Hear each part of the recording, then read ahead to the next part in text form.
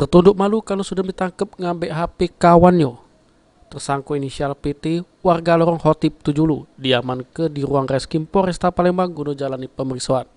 Tersangka sudah berlaku aksinya saat korban lagi main HP oleh tersangka korban digocor rainya.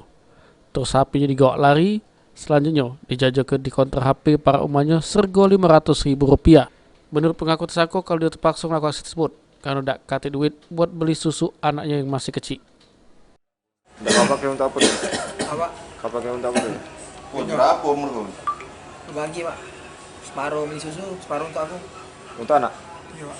Berapa anak kau? Iya. Berapa anak kau? Cikok pak. Kau ditangkap di mana? Di kampung Kapitan, tangkap. Baik ini guna nanggung jawab ke perbuatannya, tersangka PT dijeblos ke jurusel tahanan Polresta Palembang guna nanggung ke jawab ke perbuatannya. Abdi Riwanto, PAL TV.